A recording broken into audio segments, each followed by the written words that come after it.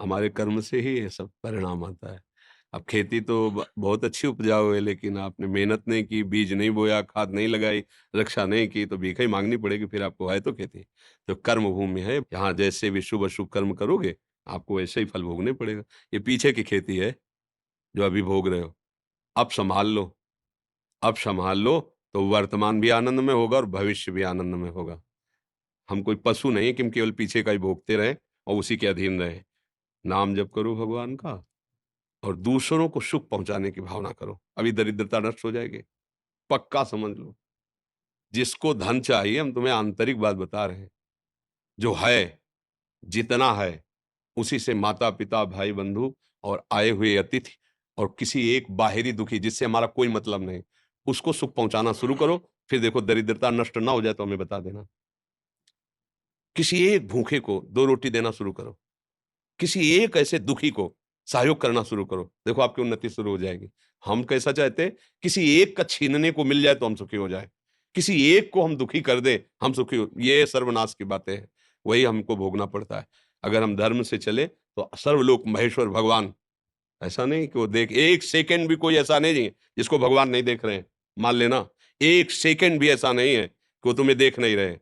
वो शास्त्र शीर्षा पुरखाहा सहस्राक्षा सहस्त्रपात, वो अनंत नेत्रों वाला अनंत स्वरूपों में विराजमान है। सही ढंग से चलो, पीछे की बिगड़ी बना लो, आगे का मंगलमय मार्ग हो जाएगा। नाम जप करो, कोई नशा मत करो, जो अर्थ कमाओ, माता पिता परिवार को सेवा, और किसी ऐसे को जिससे बदला लेने का भाव ना हो। जैसे मान लो हमने आपको जल पिलाया, तो कभी आप हमको हाथ जोड़ के भी राधे राधे कहेंगे, ऐसी भावना नहीं हो। ऐसे किसी की सेवा करो, किसी पशु, किसी पक्षी, किसी ऐसे व्यक्ति की, वो तुम्हारे लिए इतनी जोर का काम करेगा कि सब व्यवस्थाएं बननी शुरू हो जाएंगी। वो कैसे बनाता है समझ में नहीं आता, और जब कर्म बिगड़ जाते हैं तो कैसे बिगड़ता है संभाल भी नहीं पाते। इसलिए उसको रिझा लो, सारी बात बन जाएगी। भाई वो वृद्ध कोई ऐसा भूखा प्यासा बीमार पड़ा हो, इन बातों पे लोग ध्यान नहीं देते। कोई पशु ही है, सेवा का अवसर मिला है, तन मन धन से कर दो से, उसका परिणाम जो आएगा। हाँ, एक बार हम वाराणसी में घाटों में रहते थे, तो वर्षा होने लगी तो भाग के हम ऐसे, छतरियाँ होती हैं उन पे बैठ, तो देखा एक आदमी ऐसे पड़ा था और वहीं से जल प्रवाह ऐसे जाना था। वर्षा शुरू हुई, तो हम कहा ये मुर्दा है या जिंदा? तो उनका बाबा ये जिंदा है। हम कहा ये तो अभी बह जाएगा और गंगा की धारा में चला जाएगा। अरे बोले बाबा ये काशी। हम कहा नहीं ऐसा कैसे? तो वो उठ क्यों नहीं रहा? बोले उठ ऐसे कैसे, उसको गलित कुष्ठ है, वो रगड़-रगड़ के चल पाता है। तो हम कहा वर्षा हो रही, भागे वहाँ से। अरे बोले, "वाह! काहे को या तो ऐसे हम भाग के गए। मवाद ऐसे गंदा ऐसे सब घाट में पड़े।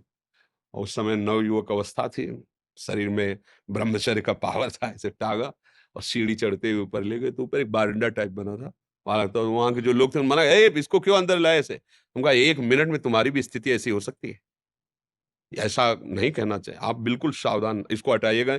जब उसको लिटाया ना, तो जो हम आँख खोला, फिर जब लिटाया उसको, और जो देखा आपको क्या बताएँ। ऐसा प्यार भरी दृष्टि से जब देखा, तो हम ऐसे-ऐसे उनको, अब हमारे पास तो अकिंचन, कुछ ना सुविधा है, ना पैसा है, ना भोजन है। घाट में रहते थे, जो महादेव जी दे देते थे उसी में रात-दिन अपने भजन मार्ग, किसी आश्रम में नहीं जाना, किसी से माँगना नहीं, ऐसा एकांत। पर उनकी जो दृष्टि मिली, ये जो आज आप लोग सुन रहे हैं, जो आज आप लोग अनुभव कर रहे हैं, ये केवल इन्हीं महापुरुषों की कृपा से है। साधना तो क्या है, जैसा बना वैसा, वो क्या कृपा में बहुत बड़ी ताकत। तो ये जो हमारे दुःख हैं, विपत्तियाँ हैं, ये सब नष्ट हो जाएँगे, यदि हम ये दृष्टि रखने लगे कि कभी मुझे सेवा का अवसर मिले, जो असहाय हैं, जो असमर्थ हैं, ऐसे मान लो पशु है, अब वो क्या कहाँ दवाई माँगेगा, कहाँ इंजेक्शन, अब उसका पैर टूट गया है, हम उसको ले जाएँ, जहाँ पशु अस्पताल, उसको दवाई करवाएँ, उसको जब तक थोड़ा ठीक ना हो जाए, तो उसको खान-पान की ब भगवान रीझ जाएँगे, सच्ची मानिए। पर ये बातें सबकी समझ में नहीं आएँगी।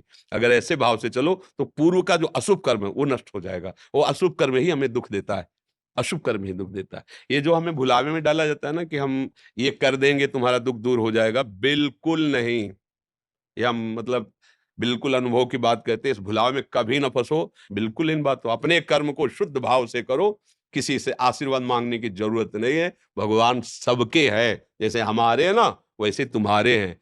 तुम्हारी दृष्टि में भगवान के प्रति पक्षपात लग सकता है कि भगवान इनको ज़्यादा चाहते हैं, हमको नहीं। लेकिन उस माँ से पूछो, जिसके 4 लड़के हैं, 2 कमाते हैं, 2 ऐसे ही हैं। उस जब भोजन परोसेगी, तो चारों को बराबर पर, ऐसे ही भगवान कहते हैं, सब मम प्रिय, सब मम उपजाए। तुम सब मेरे बच्चे हो। पर भगवान से विमुख होकर गलत आचरण करोगे, तो वही माया पीट रही।